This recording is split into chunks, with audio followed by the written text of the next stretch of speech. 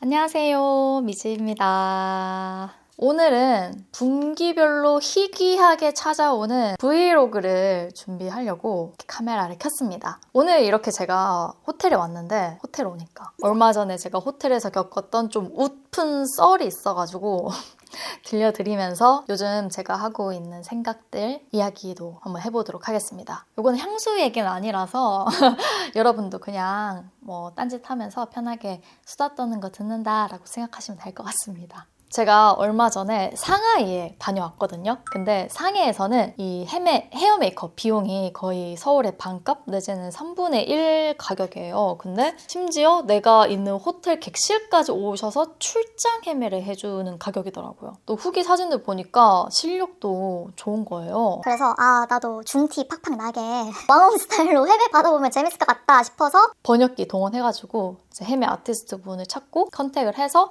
예약금까지 입금을 했습니다. 그리고 헤어랑 메이크업 어떻게 할 건지 사진을 이렇게 보내주면서 이야기를 했거든요. 근데 제가 원한 거는 메이크업은 완전 막 중국 왕홍처럼 되게 화려하게 이목구비 빡빡 진하게 이런 걸 원했고, 헤어는 그냥 단정하게 하길 원했어요. 왜냐면 제가 곱슬이 진짜 심하거든요. 그래서 미리 말씀드렸습니다. 제가 진짜 심한 곱슬머리입니다. 그래서 그냥 로우번으로 깔끔하게 묶어주기만 하면 된다, 이렇게 말씀을 드렸습니다. 그랬더니 헤매 아티스트가 알겠다고 흔쾌히 승낙하시길래 제가 이틀을 예약했어요. 그리고 해외 받는 당일에 그분이 제 객실로 오셨더라고요. 그리고 제가 보낸 그 레퍼런스 사진 이렇게 보면서 번역기 익히더니 이렇게 해주겠다, 뭐 차이니즈 인플루언서 스타일 오케이?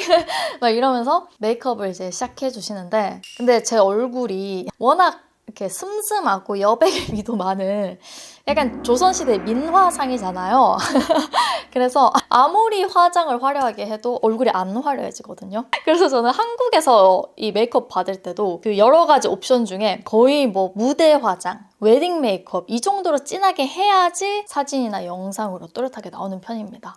그래서 그 중국 헤매쌤도 엄청 손이 빠르셨는데, 근데도 메이크업을 해도 그 레퍼런스 사진 느낌이 안 나니까 계속 레퍼런스 사진이랑 제 얼굴 이렇게 번갈아 가면서 보면서 고개를 갸우뚱갸우뚱 하시는 거예요. 그러면서도 엄청 꼼꼼하고 열심히 해주셨어요. 근데 그러다 보니까 원래 예상했던 시간보다 더 초과가 되는 겁니다. 그래서 제가 번역기로 그냥 내가 요청했던 그런 화려한 스타일 말고 그냥 깔끔하게 메이크업 완성해달라, 이런 식으로 얘기를 했어요. 그랬더니 알겠다고 하면서 메이크업을 끝냈습니다. 근데 메이크업은 진짜 잘하시더라고요. 물론 제가 원했던 막 중티 팍팍 화려한 그런 스타일은 아니었고, 오히려 한국 스타일로 뭔가 좀 내추럴하게 그렇게 해주셨는데 지속력이 되게 좋아서 마음에 들었습니다. 근데 문제는 헤어였어요.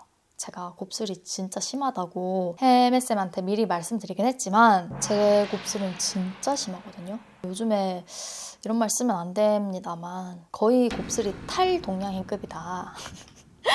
얼굴은 토종 한국인인데 모발은 흑인 내지는 히스패닉인 그런 인간입니다, 제가. 그래서 저는 항상 이 곱슬머리 때문에 스트레스 받고 평생을 매직하면서 살았어요. 근데 요새는 이런 곱슬머리를 펴지 않고 제대로 관리하는 방법이 SNS에 뜨거든요. 이런 곱슬머리 관리법은 생머리나 그냥 반곱슬과는 다릅니다. 게다가 곱슬도 종류가 되게 여러 가지가 있어요. 그래서 내가 어떤 종류의 곱슬인지 확인하고 그 종류에 따라서 손질해야 돼요. 머리 감을 때부터 말리고 스타일링 할 때까지 일반적인 헤어 손질법과는 다릅니다. 그리고 그 방법대로 하면은 뭐 이렇게 고데기나 펌을 한 것처럼 웨이브가 살아나요. 하지만 일반적인 헤어 손질법으로 머리 말리거나 스타일링 하면은 바로 해그리드, 폭탄 맞은 그 미친 과학자 머리가 되는 겁니다. 그래서 사실 그게 되게 번거로워요. 근데 곱슬머리 운명을 타고났으니까 이 운명에 저항하지 말고 한번 받아들여보자 싶은 마음에 저도 요즘에 매직 안 하고 그냥 곱슬머리를 기르고 있거든요. 근데 이 정도로 심한 곱슬머리는 뭐 동양인 중에 잘 없을 뿐만 아니라 우리의 미적 기준은 이렇게 찰랑찰랑한 생머리니까 이렇게 곱슬을 살리는 케이스는 잘 없습니다. 그러니까 당연히 그 중국 헤매쌤도 제 곱슬을 보시고 많이 당황하시더라고요. 그러면서 엄청 막 고군분투하면서 머리를 묶어주셨어요. 근데 저 같은 모발은 그냥 이렇게 깔끔하게 묶는 거 그조차 쉽지 않습니다. 게다가 이미 메이크업하느라 시간이 많이 지체가 돼서 혜매쌤 역시도 진짜 기를 써가면서 로우번을 완성해 주셨는데 사실 헤어는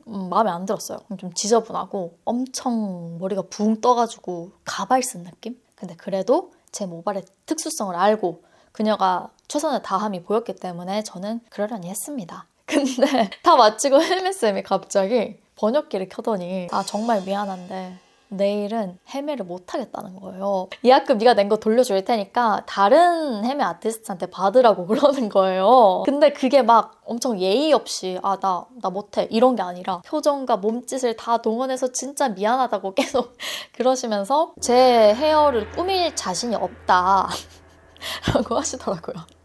그래서 너무 우프인데 이해는 갔어. 그리고 그 메이크업은 제가 진짜 마음에 들었거든요. 그래서 아 내가 추가금을 줘도 혹시 안 되겠냐라고 했더니 그래도 안 된다고. 못 하겠다고.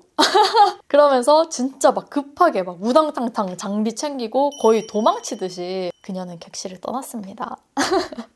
근데 이게 우퍼가지고 제가 친구한테 이 얘기를 했어요. 그러니까 친구가 야 근데 너 기분 안 나빴어? 나 같으면은 좀 짜증났을 것 같아 이러는 거예요. 근데 생각해보니까 진짜 좀 어이없긴 했어요.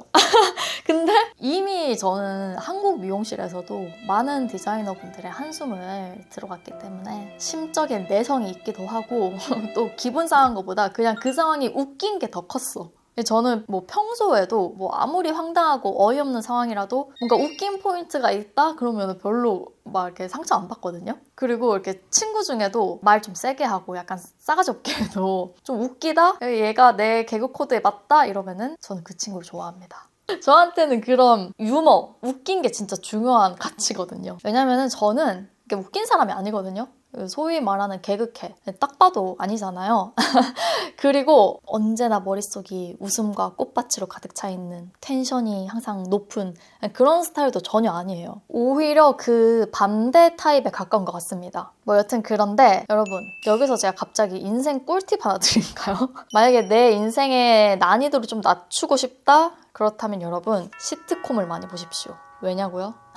시트콤 보면은 항상 모든 에피소드마다 고통받는 자가 나옵니다. 시트콤의 동력은 불행이기 때문이죠. 주연이든 조연이든 누구 하나는 꼭 망신을 당해야지 웃음이 터져요. 예를 들어서 막 항상 엄격하고 진지한 막 이순재 할아버지가 노트북에다 대고 야동 뭐 이렇게 외치는 거를 가족들한테 들킨다든지 그런 순간이 꼭 시트콤에 나오잖아요. 아니면은 등장인물들끼리 뭐 소통이 안 되거나 오해가 생겨서 엉뚱한 짓을 한다든지. 그리고 대부분의 시트콤 캐릭터들은 어딘가 모자란 부분이 있고 성숙한 인간으로 성장을 잘 안 합니다. 그래서 같은 실수를 반복하죠. 이렇게 미성숙하고 굴욕적이고 또 불행에 고통받는 사람들이 늘 나오는 게 시트콤인데 우리는 그냥 그거 되게 가볍게 보고 심지어 웃으면서 기분 좋게 보잖아요. 왜냐면 그건 시트콤이니까. 막 그 하이킥에서 정준하가 맨날 주식으로 돈 잃는 그런 롤로 나오잖아요. 근데 그럼에도 그 시트콤식 연출이 입혀지면은 그렇게 심각하게 안 느껴지지 않습니까? 그런 식으로 내가 시트콤 세계관 안에 있다고 생각을 딱 하면은 내 일상에 찾아오는 고통과 슬픔을 우프다라고 승화할 수 있습니다.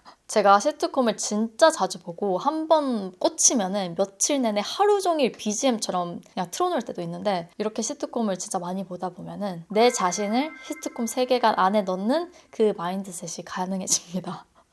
무슨 사이비 교주의 강연 같아 나 지금. 그래서 일상 속에서 막 당황스럽거나 고통스러운 순간이 오면은 옛날 시트콤에 나오는 되게 자기적인 방청객 웃음소리 아시죠?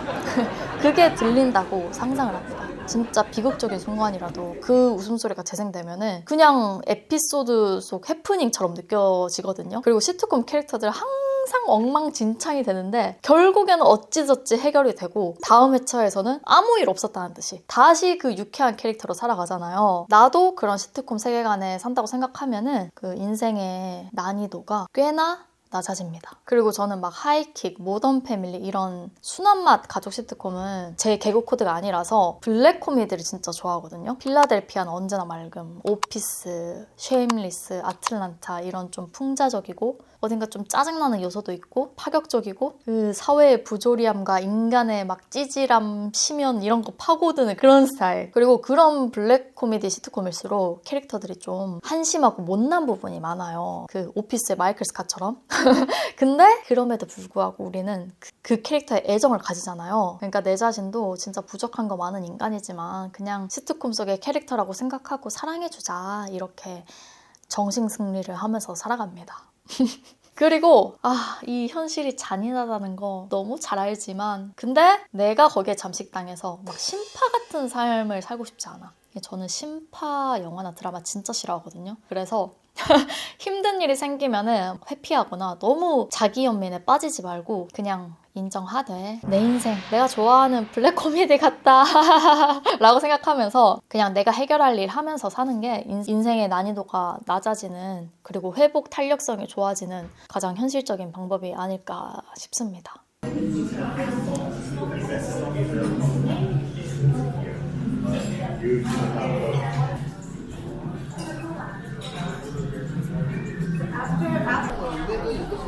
일단 비주얼부터 여러분 진짜 매콤하죠. 이렇게 생선인데 이거는 생선을 익혀가지고 기름을 굽는 거예요. 두른 거구나. 사천 음식이고 이름이 뭐야? 산차이유. 산차이유. 그렇다고 합니다. 여러분, 중국에서는 배달을 그냥 음식점에서 시켜 먹는 게 그냥 되게 엄청 보편적으로 많이들 하더라고요. 노란 껍질이라고 광동 지방에 나는 과일이에요. 약간 얘랑 복숭아랑 같이 갈아 만든. 오, 광동 지방에서 나는 어떤 노란 껍질이라는 과일인데 진짜 맛있어요. 전시회에 있다가 잠깐 밥 먹으려고 나왔어요. 그래서 주변에 어딜 갈까 둘러보는데 너무 평화롭고 좋네요. 여기가 되게 깨끗하고 막 이렇게 아트센터 있고 이래서 분위기가 좋거든요.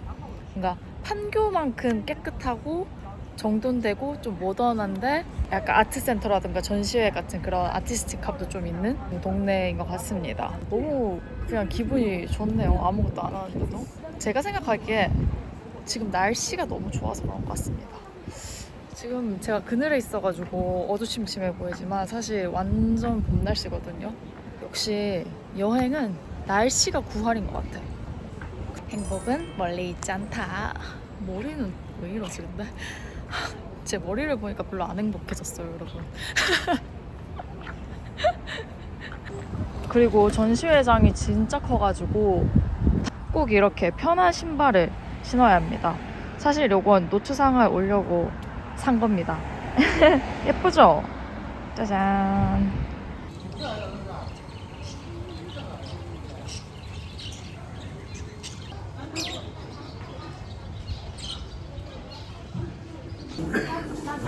샤오롱샤 먹으러 왔거든요.